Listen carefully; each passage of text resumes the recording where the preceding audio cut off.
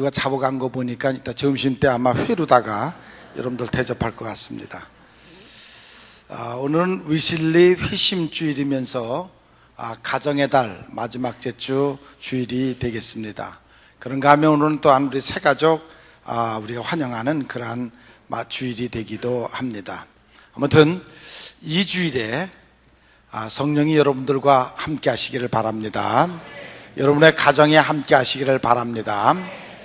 바울이 그 에베소 교회를 이렇게 통해서 우리에게 주시는 두 가지 교회와 가정에 대한 특징을 우리에게 얘기하고 있습니다. 그러니까 예수 그리스도는 교회의 머리가 되고 교회는 그의 몸이 되고, 이 사건을 남편과 아내의 관계로 설명을 하면서 머리와 몸이 한 몸인 그 유기체가 되는 것처럼 교회와 그리스도가 한 몸이 되고, 또 우리 성도와 예수님이 한 몸이 된다는 그러한 비유를 우리에게 여기서 가르쳐주고 있습니다. 그래서 교회와 그리스도의 관계, 즉 주님과 우리의 관계가 마치 부부와 관계처럼 그렇게 설명하는 것을 볼 수가 있습니다. 이 본문 속에서 가정과 교회, 그 공통점이 있는데, 그 공통점이 무언가를 우리에게 가르쳐주고 있는데, 우선 우리가 살아가는 삶 속에서 가정과 교회는 행복한 곳이 되어야 된다는 그런 원칙이 있습니다. 그러니까 어느 교회든지 어느 가정이든지 그 가정은 행복해야 된다는 것입니다. 그러니까 행복을 만들어내는 산실이 되어야 된다는 그런 말씀인 것입니다. 가정이 교회 같을 때, 어떤 교회가 가정 같을 때 그 교회와 가정은 행복할 수가 있다는 것입니다. 물론 우리 모두가 일을 하고 있지만 그 직장에서 일하는 것은 보람을 느끼는 곳입니다. 그리고 그곳이 물론 행복이 넘치는 곳은 아닙니다. 일터에 지친 사람들이 이제 돌아오는 곳이 가정이고, 가정에 들어와서 정말 일터에서 지친 사람들이 가정을 찾아와서 가정 안에서 다시 행복해지고, 그리고서 에너지를 충족해서 또한 일터로 나가는 그러한 삶이 계속돼야 되는데, 그런데 많은 사람들이 이제 일이 끝마치고 지친 심령을 가지고 가정에 와서 행복을 찾아야 되는데 가정으로 가지 아니하고 술집으로 가는 경우가 많이 있습니다. 정말 술을 마시면 행복해지는지 모르겠어요. 그것이 진정한 행복이 되는지를 여러분들에게 묻고 싶습니다. 아무튼 빈둥거리고 놀면서도 행복하다는 것 그 자체도 잘못된 것이고, 우리는 정말로 내게 맡겨진 일에 보람을 가지고 충성을 다하고 일을 열심히 한 후에 가정에 들어와서 모든 가족과 함께 행복을 누리는 그런 여러분들의 가정이 되시기를 바랍니다. 이 가정 안에는 사랑과 존경이 있어야 됩니다. 사랑과 존경이 있을 때 그 가정은 행복한 가정이 될 수가 있습니다. 오늘 본문 22절에 보니까 아내들이여 자기 남편에게 복종하기를 주께 하라 말씀하셨고, 23절에 보니까 이는 남편이 아내됨에 그리스도께서 교회의 머리됨과 같으니라. 아내의 머리가 남편이라는 것입니다. 교회의 머리가 그리스도인 것처럼 그렇다는 것입니다. 24절에 보면 교회가 그리스도께 하듯 아내들도 범사에 그 남편에게 복종할지니라 그랬습니다. 이것은 아내가 지켜야 될 원리, 도리를 우리에게 가르쳐주고 있습니다. 그러니까 아내의 머리가 남편이고, 그리고 그 아내는 남편에게 복종하라는 것입니다. 그리고 두 번째 우리에게 주시는 말씀이 또 남편이 지켜야 될 일이 있는데, 오늘 25절에 보니까 남편들아 아내 사랑하기를 그리스도께서 교회를 사랑하시고 위하여 자기를 주심같이 하라. 28절에 보면 이와 같이 남편들도 자기 아내 사랑하기를 제 몸과 같이 할지니 자기 아내를 사랑하는 자는 자기를 사랑하는 것이라고 말씀하고 있습니다. 왜?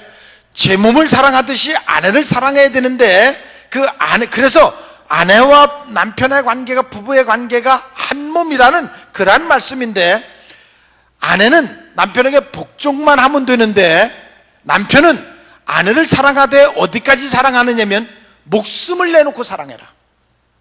예수님께서 교회를 위해서 골고다 산에서 자기 십자가에서 자기의 몸을 내어주고 희생해서 교회를 탄생시킨 것처럼 남편은 자기 아내를 사랑하되 목숨을 내놓고 사랑하라.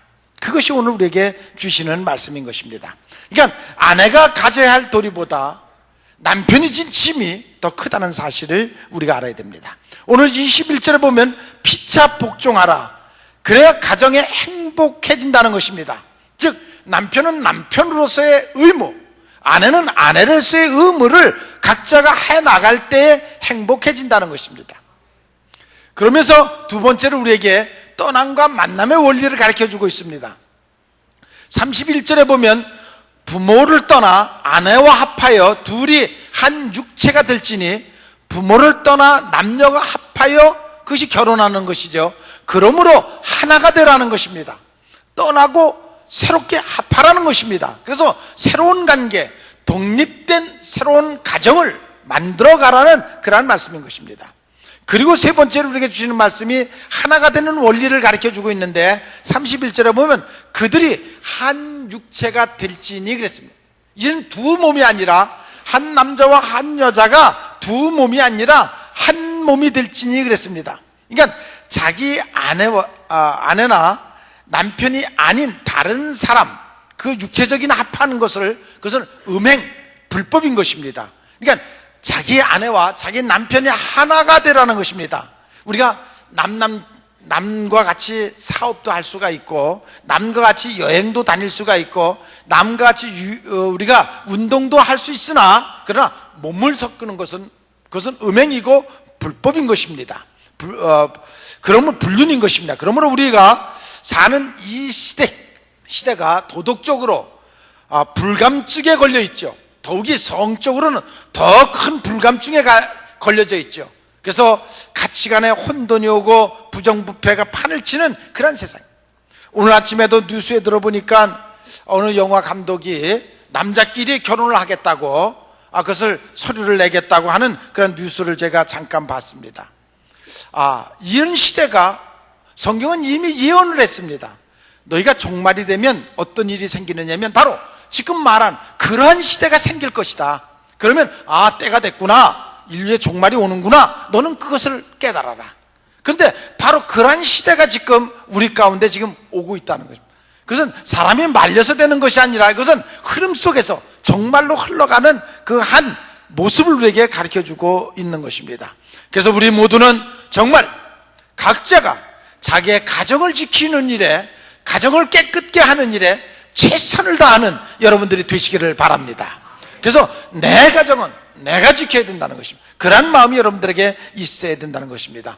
그러면서 이렇게 한 가정의 원리와 또 교회에도 똑같은 원리가 있는데, 그 교회는 경애와 복종의 원리, 즉 가정은 사랑과 존경의 원리라고 하면 교회는 경외하심과 복종하는 그런 원리가 있어야 된다는 것입니다.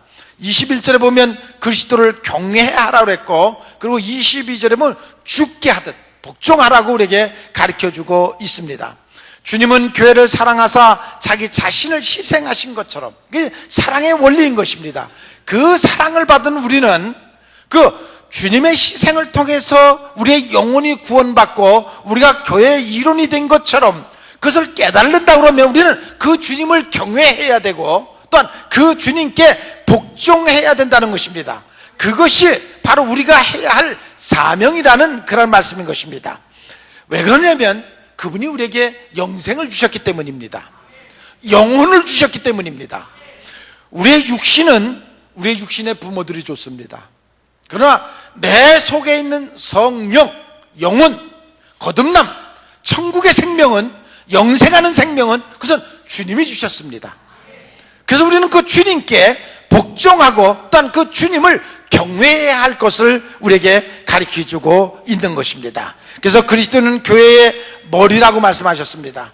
머리는 모든 지체의 상체이고 또 이것은 모든 명령의 통제소인 것입니다. 그러니까 상황을 다 판단하고 명령하는 상황본부와 같은 것이 바로 머리인 것입니다. 물론 사람에게는 눈도 있고 귀도 있고 코도 있고 입도 있고 또 손도 있고 발도 있고 지체가 있지만, 그러나 통제권을 가진 것은 머리인 것입니다. 그러니까 그 머리가 통제권을 가지고 명령할 때에 따라야 된다는 것입니다. 지켜야 된다는 것입니다. 순종해야 된다는 것입니다. 그래야 그 지체가 건강한 지체가 된다는 것입니다. 그 지체가 제멋대로 하면, 머리가 통제를 하는데도 손이 움직이지 않으면 그것은 중풍 맞은 것입니다. 그것은 이미 마비된, 이미 육체와 떨어져 있는 상태인 것입니다. 그러니까 그것은 말을 듣지 않는 것입니다. 마찬가지로 우리 성도들이 교회의 통제에 따르고 순종할 때 그 지체는 건강한 지체인 것처럼 바로 교회는 건강한 교회가 되는 것입니다. 나는 내 멋대로, 누가 뭐래도 난 내 뜻대로 산다. 그것은 교회의 이론으로서 건강한 교회를 이루어갈 수가 없습니다. 교회의 주인은 하나님인 것을 믿으시기를 바랍니다. 하나님이 지휘하심에 따라서, 물론 지휘관들을 세웠습니다. 때로는 목사를, 때로는 장로를, 또 때로는 족장을 세워가지고 통제하는 그 능력을 갖고 있지만, 그러나 최고의 지휘자는 하나님이십니다. 그 하나님, 즉 우리에게 지금 최고의 지휘자는 성령님이십니다. 성령이 역사하실 때, 성령이 통제하고 인도할 때 그 통제함에 따라야 됩니다. 때로는 내가 하고 싶은 때가 있고 내가 내 일을 하고 싶을 때가 있다 할지라도 복종하고 순종하는 것이 그 성도의 도리인 것을 여러분들이 믿으시기를 바랍니다. 그랬을 때 그 교회가 부흥하는 교회, 성령이 더 강하게 역사하는 그런 교회가 될 줄로 믿습니다. 여러분들이 어떠한 기적을 바라지 말고 어떠한 능력을 행하기를 바라지 말고 먼저, 그러기 전에 여러분들의 마음 자세가 하나님 앞에 순종하는 법부터 배워야 됩니다. 여러분들이 먼저 하나님 앞에 자기를 복종시키는 법을 배워야 됩니다. 그랬을 때 성령이 여러분들을 쓰실 것이고 성령이 역사를 하실 것을 여러분들이 믿으시기를 바랍니다. 절대 순종은 신앙의 가장 위대한 신앙인 것입니다.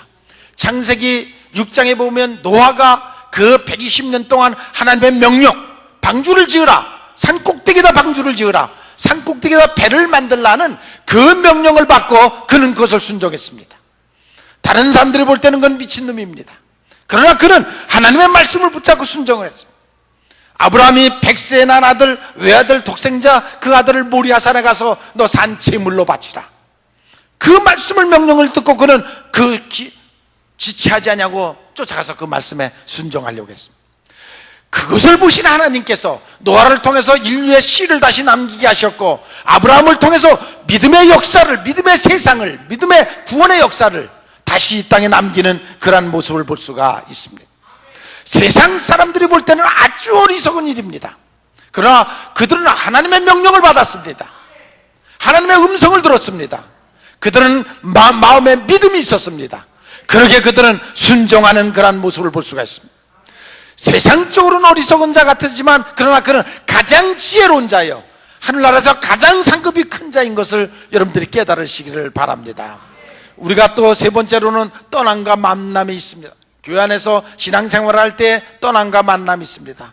부모를 떠나 아내가 합하여 한 가정을 이루듯이 여기 부모를 떠나 아내와 합하여 그 새로운 가정을 이룰 때 그것이 큰 비밀스러운 것이라고 성경은 말하고 있습니다. 비밀스럽다는 말은 신비하다, 또한 신기하다, 또한 알수록 놀랍다라는 그런 말인 것입니다. 예수님을 믿고 난 다음에 자기도 모르게 스스로 변하는 신비함이 스스로 있어야 됩니다. 내가 예수를 믿고 이렇게 변하는구나. 내가 예수를 믿고 난 다음에 지금 보니까 그렇게 변했구나 하는 스스로 예수를 만난 이후에 여러분들의 삶 속에 변화가 나타나야 됩니다. 한 남자와 한 여자가 만나서 결혼을 하면 큰 변화가 일어납니다. 왜? 여태까지 살아온 습관이 다르고 환경이 다르고 모든 성격이 다른데 그것을 맞춰가서 살아가려면 변화가 일어나지 않으면 그 가정이 행복해질 수가 없습니다. 그러니까 변화가 일어나는 것입니다. 그러나 그 변화 속에서도 그들이 그 변화를 견디며 살아갈 수 있는 것은 사랑이라는 것이 있습니다.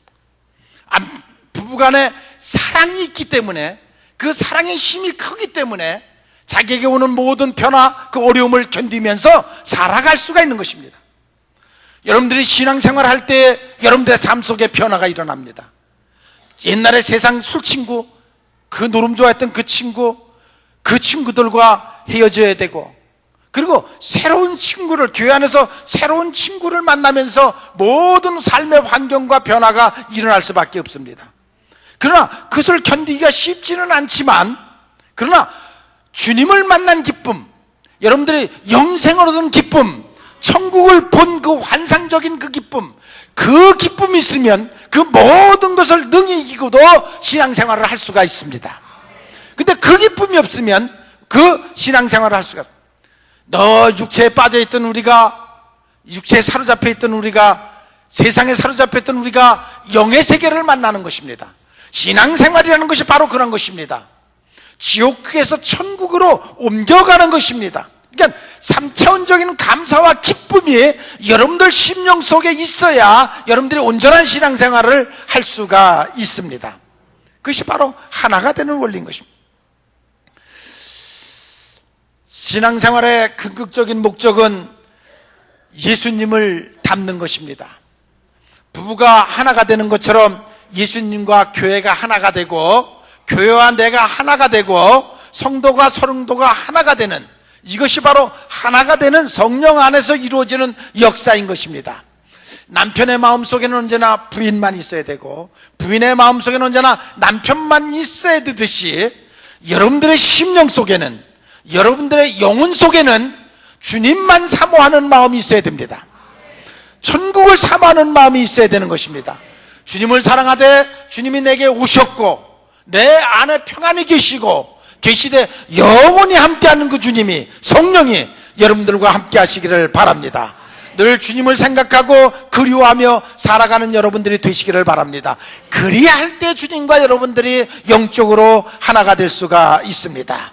교회는 어떻게 보면 온갖 더러운 모든 사람들이 다 모이는 것입니다. 마치 쓰레기 수거해가지고 쓰레기 그것을 다 다시 만들어 종이를 재생시켜서 새로운 종이를 만들어내듯이, 바로 이 교회는 이 세상에서 온갖 죄를 다진 그 지저분한 그런 마음들이 다 모여서 여기서 성령의 불로 다시 태어나서 여러분들이 새로운 사람으로 변화시키는 것이 바로 이 교회인 것입니다. 그래서 이것이 바로 거듭남이라는 것입니다. 이 교회는 언제나 성령의 불이 붙어 있어야 됩니다. 그래 어떤 사람이 오든지 그 성령의 불로 자기의 죄를 씻기고 태우고 새로운 사람으로 나아가는 역사가 이 교회 안에 계속 일어나야 된다는 것입니다. 그래서 여러분들의 삶의 터전이 가정, 그리고 직장, 그리고 교회, 이것이 변함없이 이루어져야 된다는 것입니다. 부모가 되는 일은 물론 쉽습니다. 그러나 부모의 사명을 감당하는 일은 결코 쉽지 않습니다. 어제 제가 결혼 주례를 했는데 좀 뭐 이렇게 즐거운 행복한 결혼 주례는 아니었댔어요. 작년에 그 목사님이 교통사고가 나가지고 사모님이 돌아가셔서 재혼을 하는 그러한 결혼 주례를 했어요. 옛날에 친구가 조선호텔에서 그 결혼하면서 나보고 주례를 봐달라고 해서 나 재혼하는 거 주례 안 해. 그래갖고 그거 안 해준 적이 있었댔어요. 그 후에 또 한 번 그런 일이 있는데 또 안 해줬어요. 그런데 요번에는 뭐 제가 직책이 감독이기 때문에 목사가 재혼하는 건데 뭐 누구한테 해달라겠어요. 그러니까 꼭 저한테 해달라고 해갖고 저 주에 가서 주례를 하는데, 제가 그 사모도 알아요. 그 목사의 부인도 일찌감치 알아요.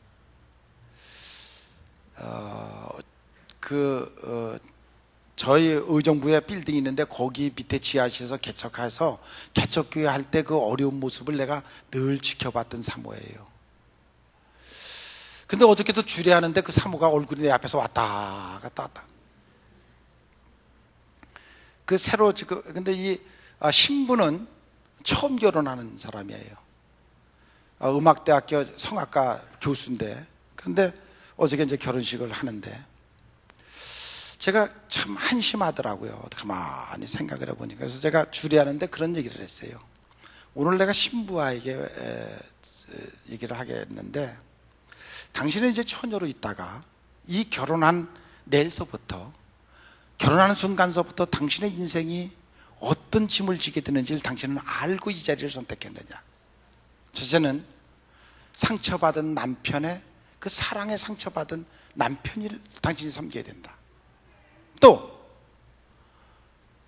세 자식이 있다. 세 자식이 사랑에 상처받은 어머니의 상처받은 그 세 자식이 지금 사랑에 목말라 하고 있다.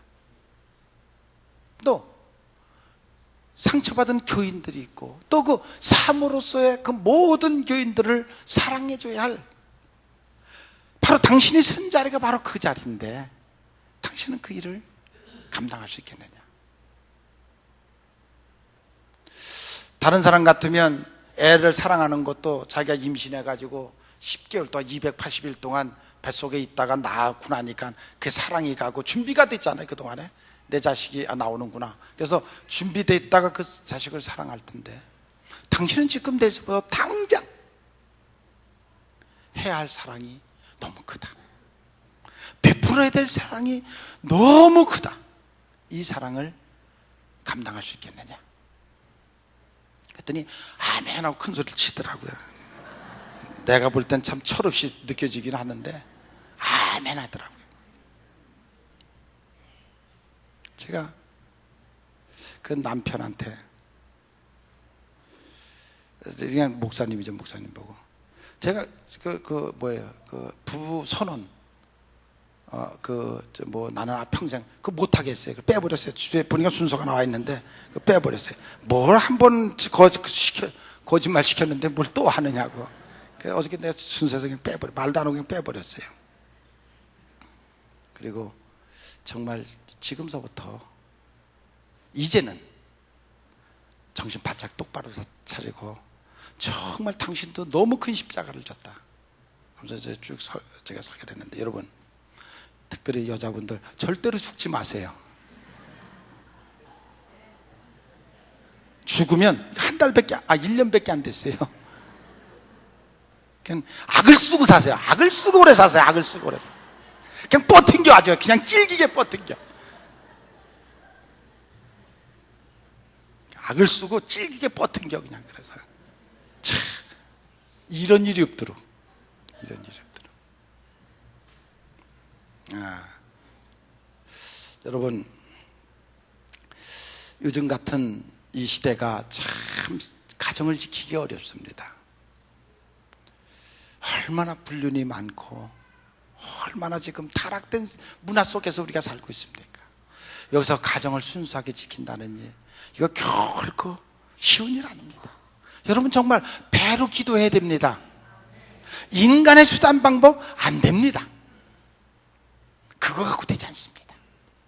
정말 하나님께 우리 가족의 마음을 지켜달라고 기도해야 됩니다. 하나님이 마음을 지켜줘야 지킬 수 있지, 아무리 큰 소리 치면 여러분 크게 닥칩니다. 그것은 생각으로 되는 것이 아닙니다. 사람은, 제가 며칠 전에 TV를 보니까 자기 자식을 언제까지 양육시켜줘야 되느냐라는 것이 TV에 나와서 이제 그 아침마당에서 그걸 토론을 하더라고요. 근데 가장 밑으로는 고등학교 졸업 맡을 때까지는 해줘야 된다. 또 그래도 결혼시킬 때까지는 해줘야 된다. 그래도 자식을 낳는데 그 자식 난 것까지는 그래도 그걸 해줘야 된다. 세 개 놓고 계속 토론을 하더라고요. 근데 미국의 문화 같은 데서는, 유럽이나 거기서는 고등학교를 졸업 맡으면 그냥 그때부터는 부모가 붙잡고 있으려고 해도 애들이 무슨 소리냐고. 왜? 고등학교를 졸업 맡았는데도 부모가 같이 사는 애들은 모자라는 애들로 봐요. 우리 여기 지금 저 대학생들 부모하고 같이 살면, 고등학교를 졸업 맡았는데도 부모하고 같이 살고 있으면 저놈은 모자라기 때문에 천상 부모가 돌봐야 되는 애로구나. 그래서 모자라는 애로 봐요. 그래서 다들 집이 옆에 있는데도 보따리 싸갖고 방 얻어갖고 나가요. 고등학교 졸업 맡으면, 그리고 대학교 다 그러고 다녀요. 그게 통상적인 사고예요. 근데 우리는 지금 결혼시키는 것은 그냥 보통이고, 그리고 그 자식의 자식까지, 또 자기 자식을 갖다 어머니한테 맡긴 사람들도 지금 생각 좀 하세요.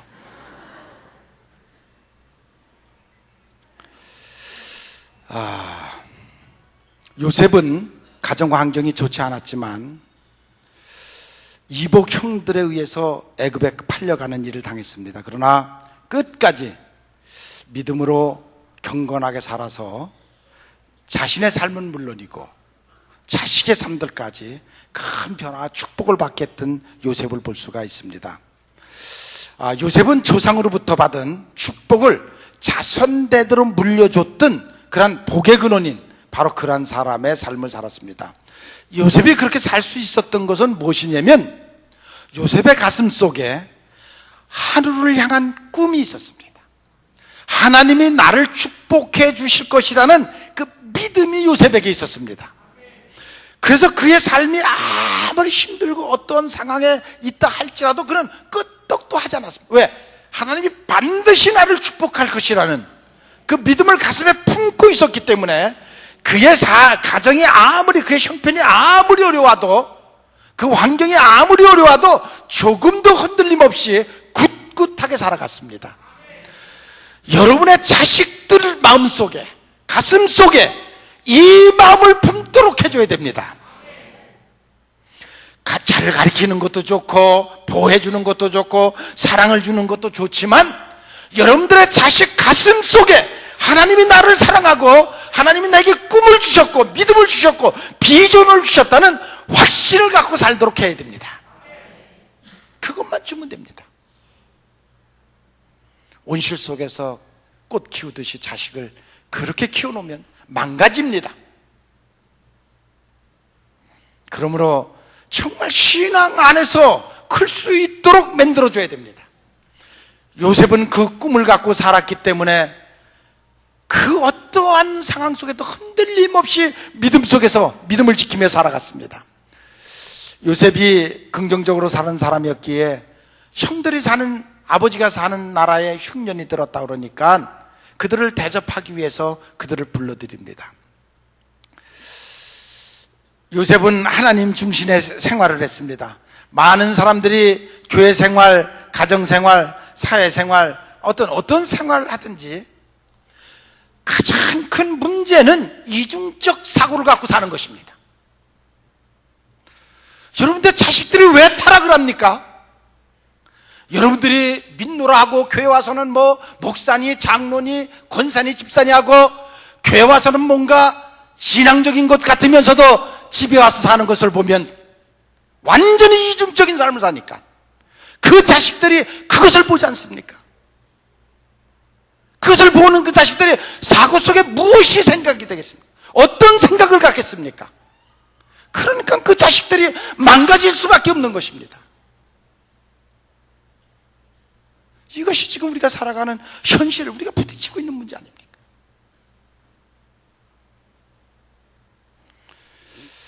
여러분, 부모를 보고 자식은 자기의 가치관에 혼돈을 느끼고 자기도 모르는 사이에 이중적 성격으로 변해가고 있습니다. 그리스도는 한결같은 마음으로 하나님 중심의 믿음 생활을 해야 됩니다. 그러다 보면 그 자식들이 잘못됐다 할지라도 결국은 나중에는 돌아올 수밖에 없습니다. 요셉이 아들들을 이름을 갖다가 첫째 아들은 므낫세라고 줬습니다. 하나님이 나의 교만을 잊게 하셨다. 나의 고난을 잊게 하셨다. 그게 므낫세라는 말입니다. 둘째 아들을 에브라임이라고 줬습니다. 하나님이 나의 수고한 땅에서 나를 창대케 하실 것이다. 그렇게 자기 아들의 이름을 줬습니다. 왜? 그는 그 꿈을 갖고 있습니다. 아니, 그렇게 될 것이라는 확신을 갖고 있었습니다. 하나님의 은혜를 잊지 않고 살려고 하는 그들의 모습, 요셉이 보디발의 집에서 일할 때에 하나님께서 요셉을 보시고 종으로 가서 일하는 요셉을 보시고 그 가문을 축복했습니다. 모든 것이 형통하게 하셨습니다. 여러분, 여러분들의 신앙, 바로 여러분들의 신앙이 누구를 보지 말고, 내 부모가 어떻고 내 자식이 어떻고 내 아내 남편 보지 말고 여러분 한 사람이 성령으로 거듭나고 여러분들이 정말 신앙의 사람이 돼서 하나님이 여러분을 보시고 정말 그 가문을 축복하는 축복의 셈이 되시기를 바랍니다. 누구를 보지 마십시오. 내가 내 가문의 축복의 셈이 돼야 되겠구나. 하나님은 나를 보시고 우리 가문을 축복해야 되겠구나.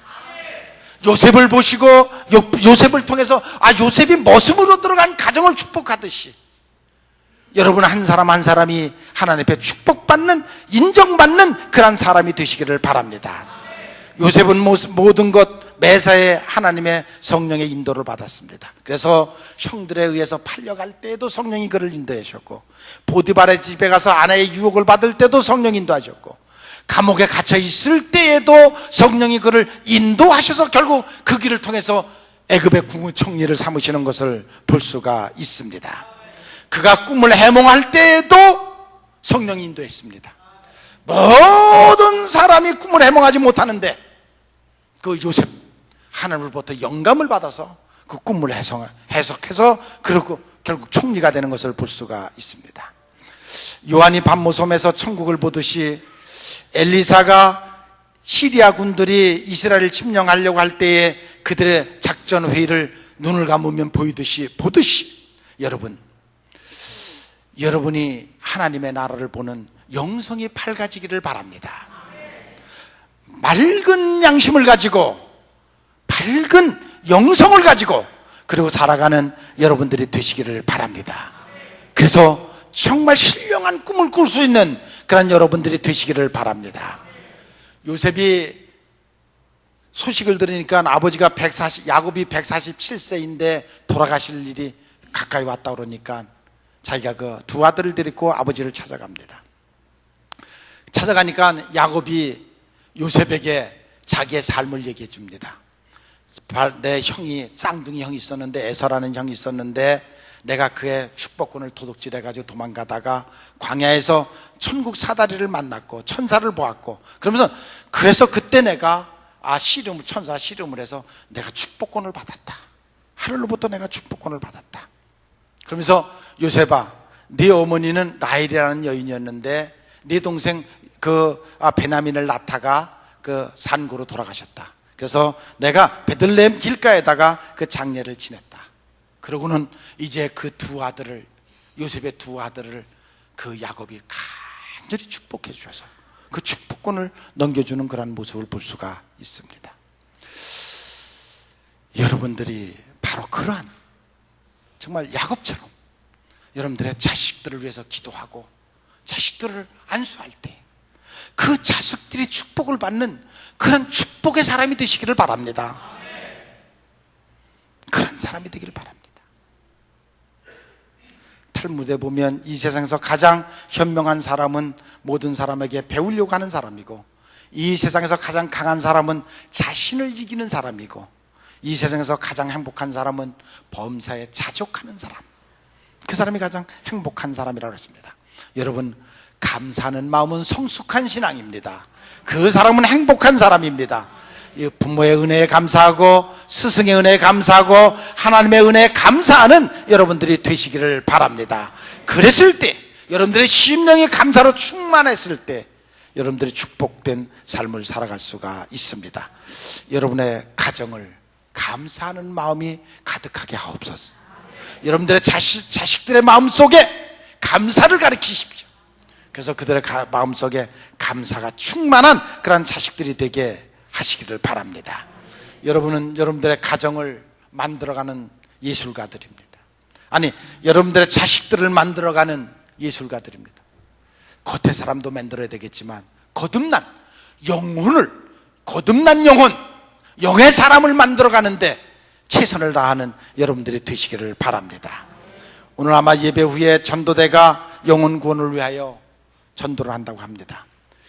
아무튼 성령의 도우심이 함께 하시기를 바랍니다. 기도하고 출발하시기를 바랍니다.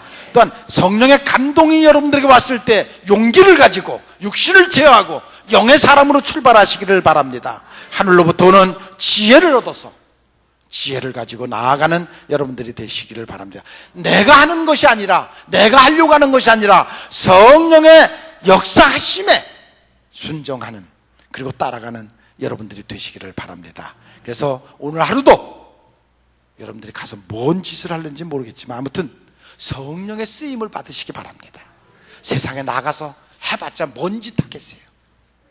그러니까 오늘 하루 남은 시간, 오후 시간도 성령의 붙들림 받고 성령의 쓰임 받는 그런 남은 시간이 되시기를 주님의 이름으로 축원을 합니다. 기도하십시오. 언제나 우리를 사랑하시는 아버지 하나님, 은혜와 은총을 감사함을 드립니다. 하나님, 우리는 너무 육신에 사로잡혀 있고 육의 것만 생각하고 지금 그러고 인생을 살아가고 있습니다. 하나님, 깨달는 지혜를 주시옵소서. 내 속에 계신 성령, 그 성령이 강하게 역사하게 하시고 그 성령에 순종하며 살아가는 우리들의 삶이 되게 하옵소서. 이들을 축복해 주시기를 원하옵고, 예수님께서 70명을 짝지어서 보내듯이 또한 12 제자를 땅끝까지 보내듯이 우리에게 오늘 전도하라는 삶